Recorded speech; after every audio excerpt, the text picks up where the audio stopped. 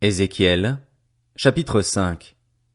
Quant à toi, fils de l'homme, prends un couteau tranchant, un rasoir de barbier. Prends-le et rase-toi la tête et la barbe. Prends ensuite une balance et partage ce qui a été rasé. Tu en brûleras un tiers dans le feu, au milieu de la ville, lorsque la période de siège prendra fin. Tu en prendras un tiers pour le frapper avec l'épée tout autour de la ville. Tu en disperseras un tiers au vent et je les poursuivrai avec l'épée. Tu en prendras une petite quantité que tu serreras dans les pans de ton habit, et parmi eux tu en prendras quelques-uns que tu jetteras au feu pour les faire brûler.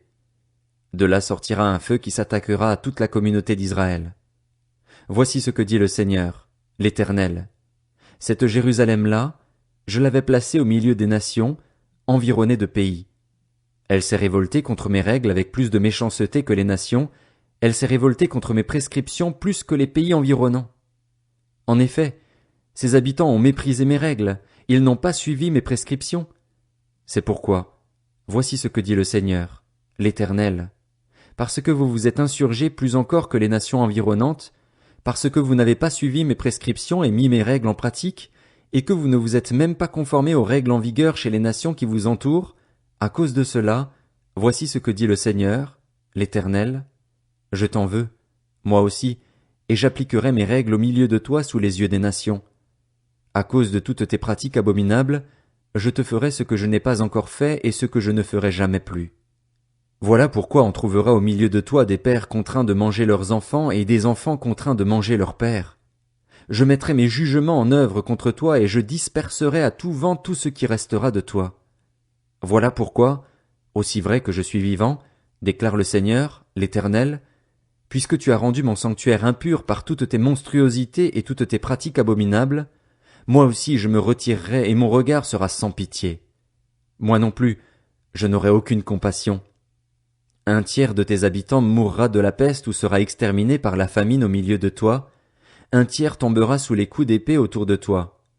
Enfin j'en disperserai un tiers à tout vent et je les poursuivrai avec l'épée. J'irai jusqu'au bout de ma colère. Je ferai reposer ma fureur sur eux et j'obtiendrai réparation. Ils reconnaîtront que je suis l'Éternel, que j'ai parlé dans ma jalousie en allant jusqu'au bout de ma fureur contre eux. Je ferai de toi une ruine et un sujet d'insulte parmi les nations qui t'environnent, aux yeux de tous les passants. Tu seras insulté et ridiculisé.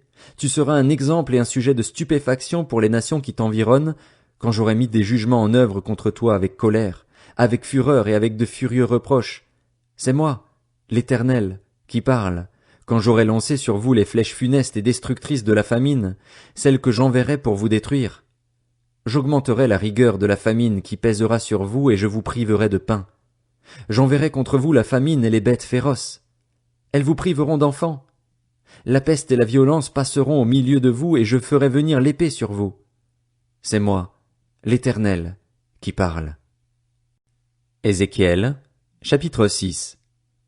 La parole de l'Éternel m'a été adressée. Fils de l'homme, tourne ton visage vers les montagnes d'Israël et prophétise contre elles. Tu diras, montagnes d'Israël, écoutez la parole du Seigneur, de l'Éternel. Voici ce que dit le Seigneur, l'Éternel, aux montagnes et aux collines, aux cours d'eau et aux vallées. Je vais faire venir l'épée contre vous et je ferai disparaître vos hauts lieux. Vos autels seront dévastés, vos piliers consacrés au soleil seront brisés et je ferai tomber vos victimes devant vos idoles. Je mettrai les cadavres des Israélites devant leurs idoles et je disperserai vos ossements tout autour de vos autels. Partout où vous habitez, vos villes seront en ruine et vos hauts lieux démolis, afin que vos autels soient en ruine et abandonnés, que vos idoles soient brisées et disparaissent, que vos piliers consacrés au soleil soient abattus et que soit effacé tout ce que vous avez fabriqué. Les victimes tomberont au milieu de vous et vous reconnaîtrez que je suis l'Éternel. Cependant, je vous laisserai des rescapés de l'épée parmi les nations, quand vous serez dispersés dans divers pays. Parmi les nations où ils auront été déportés, vos rescapés se souviendront de moi, parce que j'aurai brisé leur cœur de prostituées toujours prêtes à se détourner de moi et leurs yeux de prostituées toujours prêtes à suivre leurs idoles.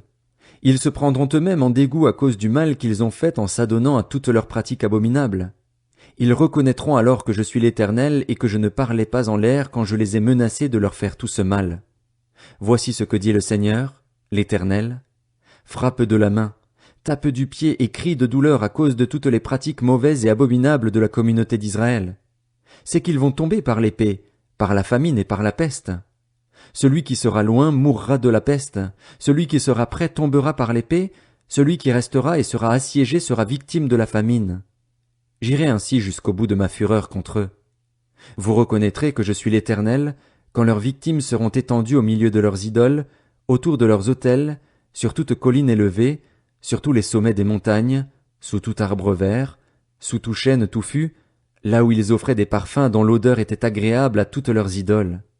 Je déploierai ma puissance contre eux et je rendrai le pays dépeuplé et vide depuis le désert jusqu'à Dibla, partout où ils habitent. Ils reconnaîtront alors que je suis l'Éternel.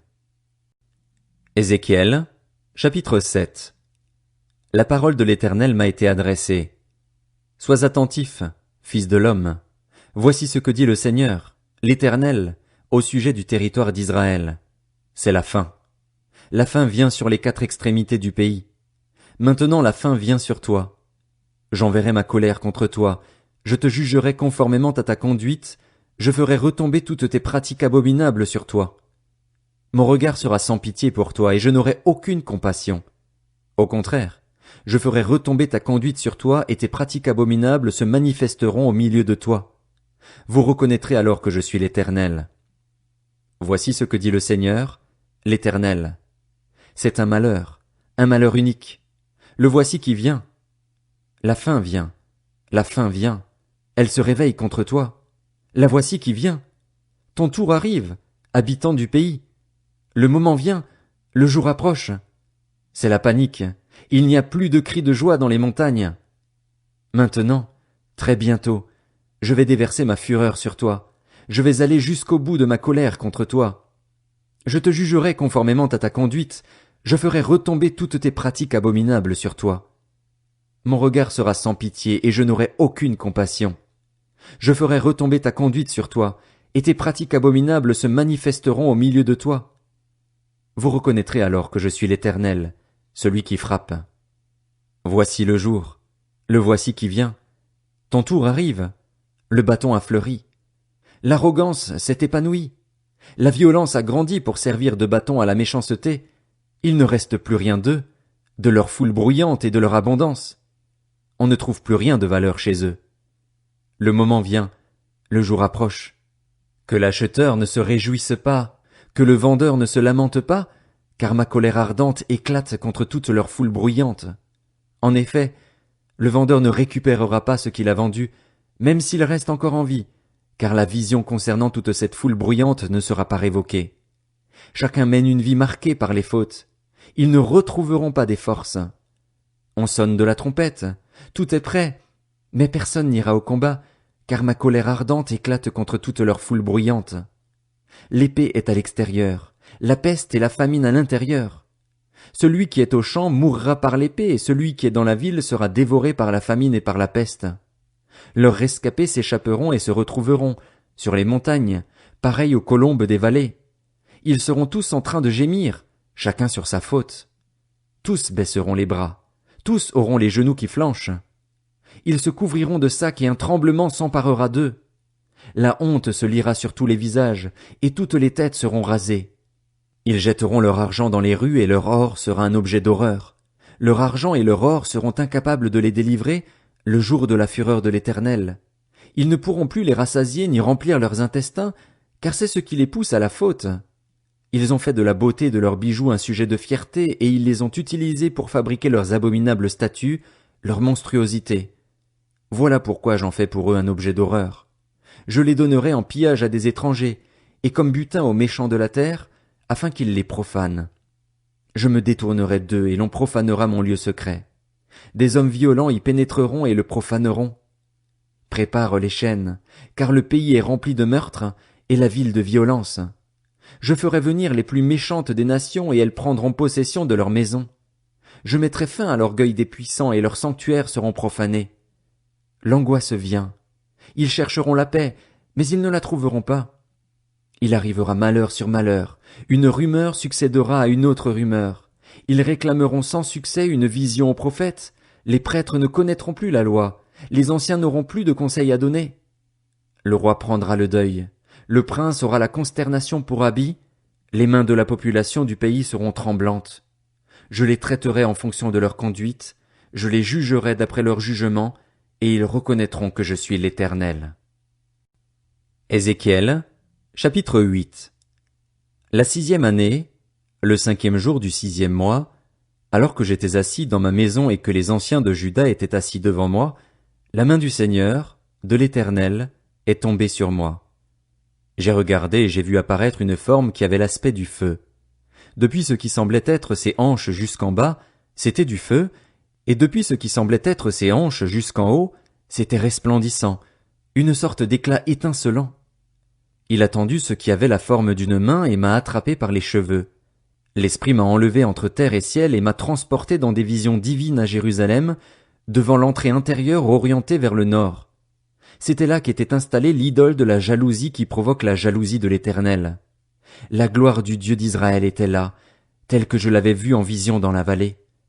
Il m'a dit, « Fils de l'homme, lève donc les yeux du côté du nord. » J'ai levé les yeux du côté du nord, et voici que cette idole de la jalousie était au nord de la porte qui conduit à l'autel, dans le passage. Il m'a dit, « Fils de l'homme, vois-tu ce qu'ils font?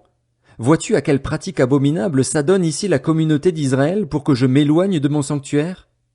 Mais tu verras encore d'autres pratiques tout aussi abominables. » Il m'a alors conduit à l'entrée du parvis. En regardant, j'ai vu un trou dans le mur. Il m'a dit, « Fils de l'homme, perce donc le mur. » J'ai percé le mur et une entrée est apparue. Alors il m'a dit, « Entre et vois à quelle pratique abominable et funeste il s'adonne ici. » Je suis entré et, en regardant, j'ai vu qu'il y avait toutes sortes de représentations de reptiles et de bêtes monstrueuses, ainsi que toutes les idoles de la communauté d'Israël, peintes sur le mur tout autour. Il y avait 70 hommes, des anciens de la communauté d'Israël, qui se tenaient debout devant ces idoles. Jaazania, le fils de Shaphan, était au milieu d'eux. Chacun avait un encensoir à la main, et l'odeur provenant du nuage d'encens se diffusait. Il m'a dit, « Fils de l'homme, vois-tu ce que les anciens de la communauté d'Israël font en secret, chacun dans sa chambre pleine d'images sacrées? De fait, ils se disent, « L'Éternel ne nous voit pas, l'Éternel a abandonné le pays. » Il m'a dit, « Tu verras encore d'autres pratiques tout aussi abominables auxquelles ils s'adonnent. » Puis il m'a conduit devant l'entrée du temple de l'Éternel, du côté nord. Il y avait là des femmes assises, en train de pleurer Tammuz. Il m'a dit, « As-tu vu, fils de l'homme? Tu verras encore d'autres pratiques abominables plus grandes que celles-là. » Puis il m'a conduit dans le parvis intérieur de la maison de l'Éternel. Et voici qu'à l'entrée du temple de l'Éternel, entre le portique et l'autel, il y avait environ 25 hommes qui tournaient le dos au temple de l'Éternel et regardaient vers l'est. Ils se prosternaient en direction de l'est, devant le soleil. Il m'a dit, « As-tu vu, fils de l'homme? N'est-ce pas suffisant pour la communauté de Juda de s'adonner aux pratiques abominables auxquelles elle s'est livrée ici? Faut-il encore qu'ils remplissent le pays de violence et ne cessent pas de m'irriter? Les voici qui approchent le rameau de leur nez. Moi aussi, j'agirai avec fureur. Mon regard sera sans pitié et je n'aurai aucune compassion. Quand ils crieront à pleine voix vers moi, je ne les écouterai pas.